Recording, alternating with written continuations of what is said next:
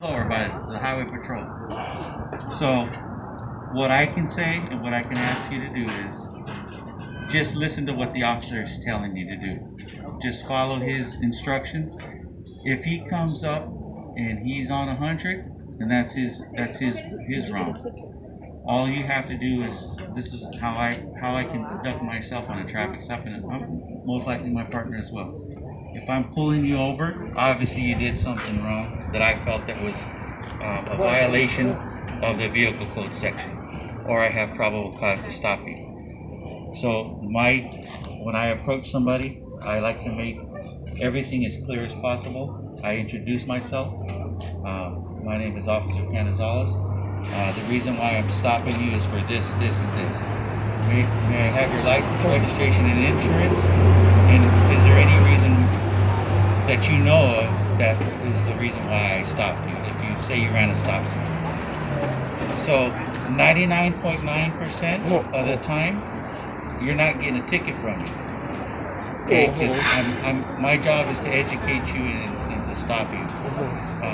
But we still have to enforce the law. So I don't have to give you the ticket. I can give you a written warning. So, but a lot of times something ends up being you don't have a license, you don't have a registration, or something. So then now I have to get you stuff because they got me on camera now.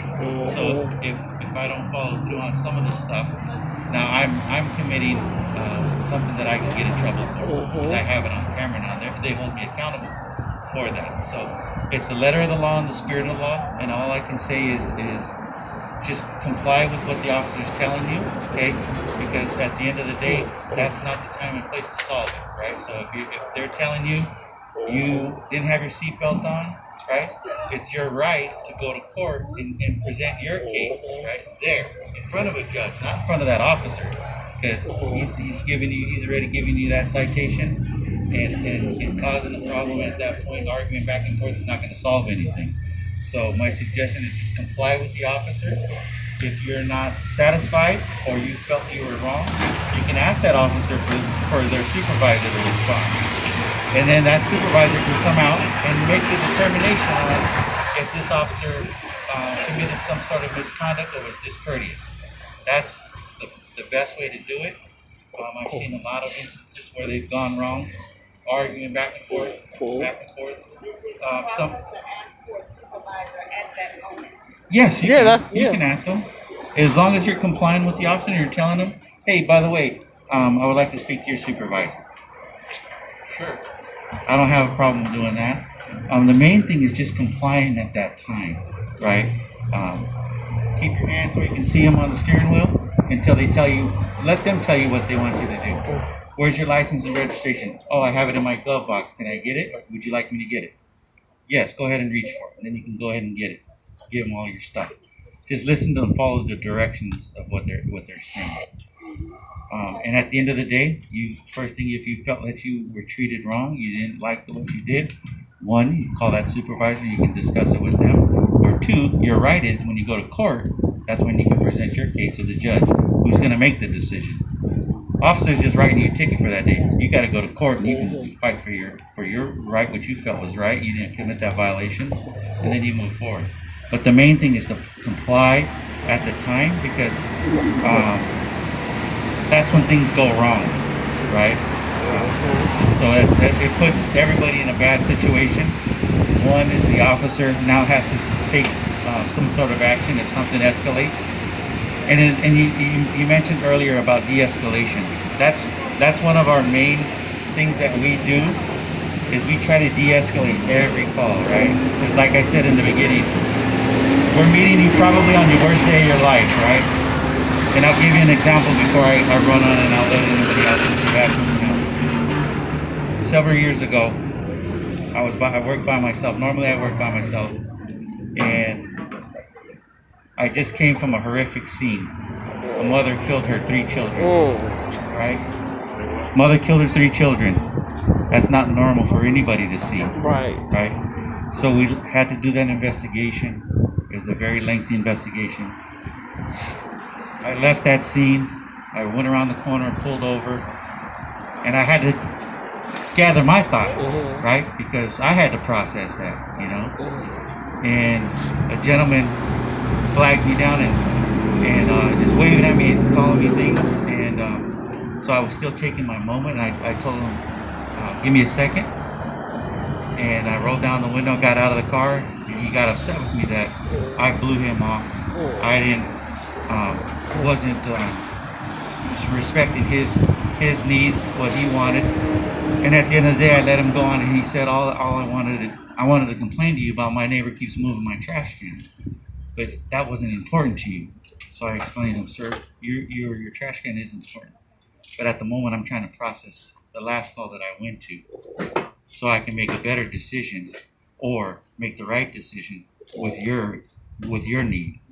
So, a lot of people wonder, okay, they don't know where that officer's coming from, what call he was at prior to getting to your call. So, what I try to do, I try to process it right at the end of the day. I leave that stuff in my locker. When I go home, I have to share some stuff with my family. That's the only way to do it. Otherwise, you'll never survive this job. Because it's not normal to see dead people all the time. It's not normal to have to go and solve people's problems, but you try to do the best you can. And with that, you de-escalate, right? You take the steps, right? We ask you to do certain things, but if you're not compliant, then we have to take it to the next level. Because if we don't, and we let you go, and you continue to commit that crime against people or something like that, then now we're in trouble. Now we're held accountable. So the main thing is to comply. Just listen to the officer, listen to their direction, and at the end of the day, if you comply, that's the time then you can fight. If you felt you were wrongly accused or wrong, you have that opportunity to take some proper recourse instead of fighting or getting into it, and now you're taking on a whole other set of things. That wasn't the initial problem in the beginning. So, horrible situations happen all the time. We obviously seen a few of them recently, right? The guy in Atlanta at the Wendy's got pulled over sleeping in the drive-thru. At the end of the day, that was a misdemeanor crime that turned into something where he lost his life. So another one of the things I always get questions asked me is, if somebody's shooting at me, how come I can't shoot them in the arm or the leg or shoot the gun out of their hand? They always say, why do you got to shoot to kill, right? We're not trained to shoot to kill. We're trained to stop the threat. So I'm expected to shoot somebody in the arm or leg, but that guy's trying to kill me. It's unrealistic. So it's kind of like, it's not a winning Let's question. be honest, it's unrealistic. It's like, I got to get home. Yes, I got to get home to period. my family. I got to get home. I'm trying to stop that threat so he doesn't hurt myself, my partner, or anybody else in the community. Policing is ugly, right? Sometimes it looks ugly. But sometimes it has to be done as far as to restore that order. But at the end of the day, like I said, we have to follow our rules and regulations. Our policies are probably one of the strictest across the United States.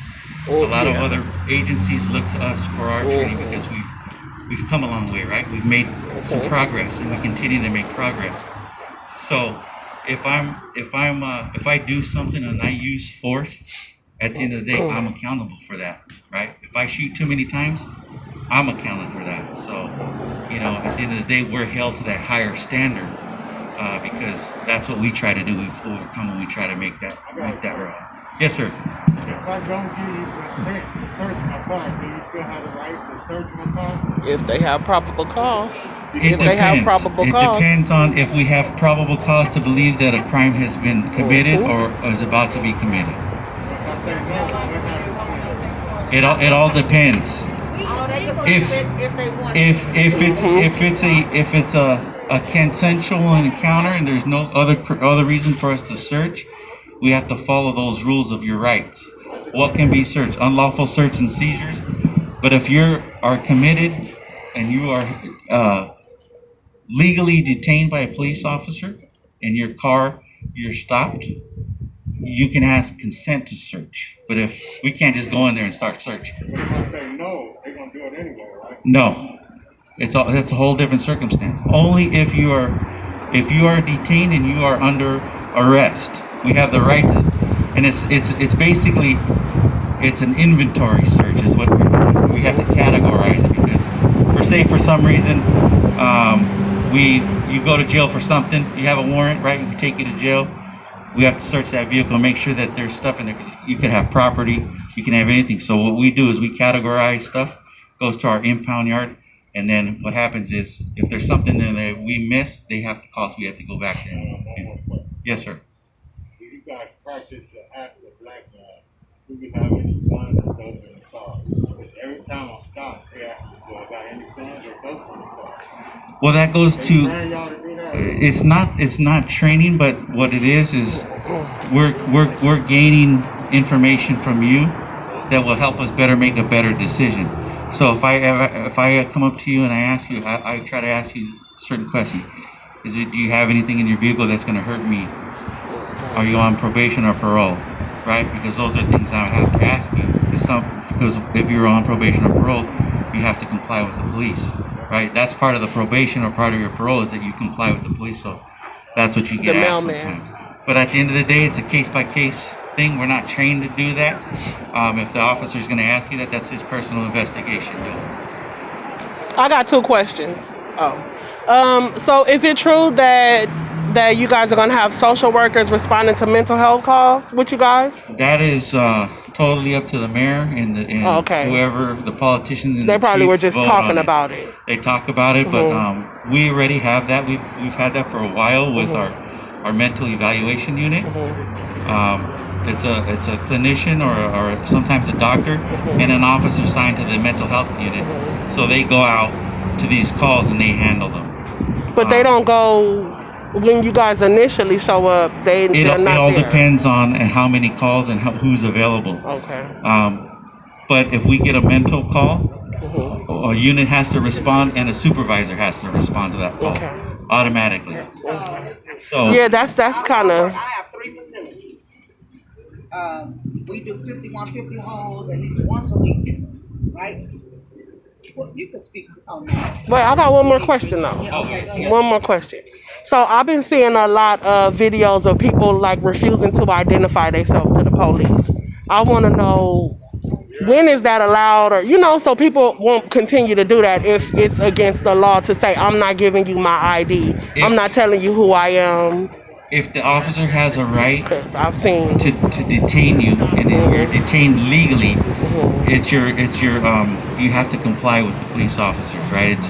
It's part of having identification. You're supposed to have, everybody's supposed to have identification on them to present to the authority if needed. I guess I have an example. I saw a video of a lady, African American lady, at a pool at the Hilton, and she was with her kids. And the hotel worker came out and asked her if she had a room there. She showed her her key card, told her she had a room, but then she wanted to know what room was she in and for her to identify herself. When the lady didn't, then the lady called the police. When the police arrived, they asked her to identify herself. She said that she had not committed a crime and that she didn't have to identify herself. Then they proceeded to run her car plates and asked the lady at the hotel, how would you like to proceed, even though the lady had never committed a crime. So in a situation like that, do you have to identify yourself if you're not committing a crime and you prove that it's okay for you to be here and all that? Yeah, yeah. Right. So that's one of those things where you have to, at some point, you have to use common sense and good judgment, right? So the initial thing is there possibly a crime being committed? Maybe, right? Trespassing. We don't know, but that falls into a civil matter. Okay, so she's saying she's a guest. She has a key card there. Most Between people her don't and the take their hotel. ID to the pool, right? I mean, Right. I've never taken my ID to the Right. pool. But in order for that officer to try to resolve the matter, right? Because somebody is calling for service, and at the end of the day, if that hotel manager or whoever it was, that they're the ones that have the power to do something about it. So, hey, if you're not willing to show your ID, I can go back in and I can probably kick you out of this hotel, right? That's a whole separate matter. Yeah. The police are most likely there to keep the peace and try to talk to it. Now, had I been in that situation, I don't know all the details or anything, but my approach would have been, hey, how you doing, ma'am? Sorry to bother you. They called the police. I'll tell them straight up. Yeah. They called the police on you.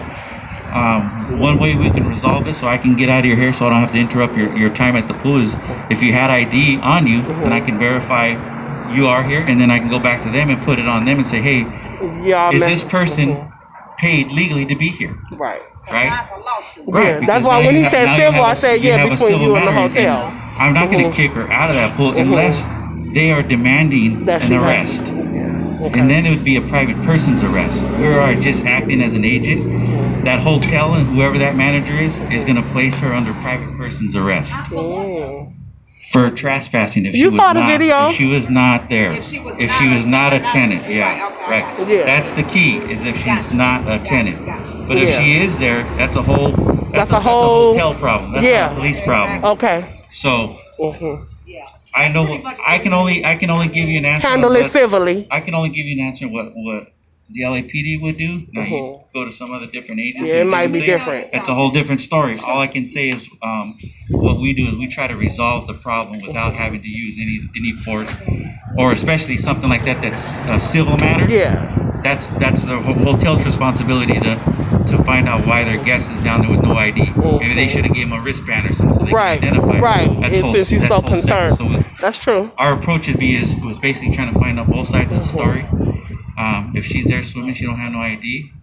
Is it her right to say no? I don't have to show you anything. Yeah, absolutely. Yeah, that's what. Okay. Absolutely. But it might just lead to but- more. But something that can be resolved real quick. Yeah, I'll get you my ID. I can look at it now. I can go back to the hotel and say, you know, she's has her rights to be here. We shouldn't be here. Right. Yeah. So a lot of times other people place the police in a bad situation and expect us to resolve it. when Yeah. they It's just data problem. maybe they had something going on. Yeah. Maybe she, talked bad to them, and then she told them to get out of here, and they got disrespected. Now they want to use their authority, and they use us as the people. The to put in there, scapegoat. the Yeah, scapegoat. yeah, So yeah. so it varies.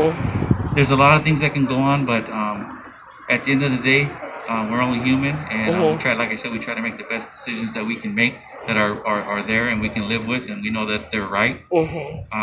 So, and at the end of the day, we got body cameras, Right. we got in-car video, we've had it for a long time. So everything's on there. So if that officer did something wrong, that's the time you can say you can go back and look at it. Go look at And the then- camera. And then if the Yeah. officer acted accordingly and you were acting wrong, now it's on you. Yeah. And then you got to live with that, So it's a tough situation, but like I said, we continue to build that relationship, continue to do the right thing. These things like this is positive engagement. That's why we're here. Thanks for coming. We can't do it alone. So Yeah. that's my goal is that we all get involved, so I know what happened. Because like you Yeah. said earlier, I don't know who it was that mentioned it. Something happens. Somebody's loved one gets killed, and then nobody wants to talk to the police. How can we solve that Exactly. crime? The only one that suffers is that family that lost that loved one. Yeah. And that hurts. I've seen a lot of that, and I've seen too many families destroyed because nothing gets solved because Yeah. nobody wants to. Nobody want to talk. Right. So. And then you got the people who do want to talk, but they don't want to betray Right. the family. It's a whole mess. Right, yeah. It's something that we just have to do is together, bring each other together, lift each other up, treat each other with respect, Respect. and hold people accountable for their actions. Plain and simple. Period. Whether that's Yeah. the lawmakers or politicians that ask for your vote in these communities, Yeah. you got to hold them accountable. That's true. Because they've been in politics for a long time. And these problems didn't just start yesterday. No, they They've been didn't. around for a long time. So Yeah. these politicians have been in this area for 20, 30, 40 years. You got to hold them accountable Yeah, 'cause at they some gotta point do to say, something. hey, when are you going to make the change? Absolutely. What are you going to do to make this area better for your constituents? That's true. So Voting is important. voting they is keep very telling. important. Like I'll give you an example, and then I'll get off my soapbox here. Marijuana, right? They voted for it. They said it's now somewhat legal in the state, but federally it's still illegal. We get so many phone calls. There's somebody smoking marijuana out front of Yeah. our house. Can you Yeah. go tell them something? Like you can't smoke outside. It's not that rules. type of Like, legal, It's right? supposed to be in your home. You Right. can't have it in your vehicle. Right. It's just like having alcohol in, Right. in your vehicle. You can't have it. You can have it on your person, but it's a certain amount. We still to this day get tons of calls of there's somebody smoking marijuana outside. Can you go arrest them? Yeah. And we're like, no. That's Right. why it's important to pay attention to those To what you those voting. things that you're The voting for. that smaller affect- categories Those that smaller we things that overlook. affect you Yes. in your community. Those Yes. are important. So when it comes time, it's hey, at the end of the day, you're gonna hold me accountable. You got to hold everybody else accountable. Absolutely. And then one last thing is, what I think can help everybody get past a lot of things and get better is like where she go? She went Tony. inside, but she doesn't want everybody to be stereotyped, right? Yeah. So what we ask from everybody Is to not be don't stereotyped as well. stereotype us that we're a bad guy, and give us the chance to prove to you that we are here for the community and that we are here to help you. And we love coming to these events. We want to be here, and that's at the end of the day, we're here to help you. That's it. You know, I'm not going to judge you for anything, and I treat you with respect and how I want to be treated. If you're going to treat me ugly, then that's on you. Right. You know? At the end of the day, I come to work and I got a trash can lid on my head, and I don't let nobody dump nothing on me. I keep my lid shut so nobody dumps no negativity on me. Period. I just go straight out for how I feel, and I'm going to treat you how I want to be treated. And so that's the end of the day. I'm going to do my job. My partner's going to do his job. And like I said, we're here to build bonds, build relationships. You call me, I'll come and help you the best of my ability. And if I don't know, I'll find out. But they got my number, and feel free to call us anytime. Let us know when your next community event is, and we'll be there. Okay. So, She has a question. Wait. She has a question. yes, we still do have our cadet program. So if you come to another one of our meetings, if we got Yep. young If you have children young kids that are interested, we have Cool. we have a junior cadet program and the cadet program. Yes. Yes. All the way from, I think they start off at 9 up to 17. Did y'all Okay. hear that? From So- 9 to 17. You just got to make sure you have good grades. Sign up, okay? Yeah, and next time we have something, we'll bring some of that information out. Okay. Okay. Thank you very much. Wonderful. Wait, one more question. We have One two more more questions. We almost done. I'm gonna let my partner answer these ones. Come on, partner. This is my partner. He just successfully completed his probationary period as a police officer. Hey, good job. Today is his Right. first day in the field that he doesn't have to be supervised. Oh, we gotta make up a drill. What kind of drill we gonna put him through a drill? Hi guys, I'm Officer Richards. Get the mic so everybody can hear your question. I really wanted to ask him, but I want to know, in your training, are you guys still training to kill, or how are you guys doing it? Because it's the numerous killing you guys shoot. So for LAPD policy, we don't shoot to kill. We shoot to stop the threat. My partner kind of touched on this before. Sometimes we get asked that question in different ways, like why did you shoot the gun out of his hand, or why did you Like shoot we him in the leg, Wild Wild or West whatever movie. the question may be, or even why did you shoot so many rounds? The media and like TV, movies, things like that don't really portray an accurate description. Everybody thinks like one round and it's done, it's over with, but that's not usually the case. Usually the case is it takes multiple rounds and he lived, right? So just to quickly answer, for our policy, we shoot to stop the threat to the community as well as to my partner, yourself. myself, Yeah. and whoever else might be in danger from whatever we're shooting at, whether it be another man with a gun or something similar. Tim, you got a question? Last question. Is it true that Alaska PD is trained better? No. When's the last time you seen a movie about Alaska PD? I just saw the reality TV show Alaska PD. All the movies are always My about favorite cop LAPD, is right? Officer Norman. I don't know where he lives. You guys know Norman Freeman? You know who I'm talking about? Have you heard of him? The bald head cop in Little Rock. Little Rock, Real big Arkansas. guy? No, he looks like he about your size. He's not really He does- big. he got broke with kids. You gotta look him up. Norman Freeman, Officer Norman Freeman. He'll blow your mind. Whatever they doing. Yeah. We'd have water balloon fights with Yeah. People all over the country send donations to him. Okay, sorry. Question. Yes. No, I don't really have a question. I basically have a statement. Let me zoom in. It's concerning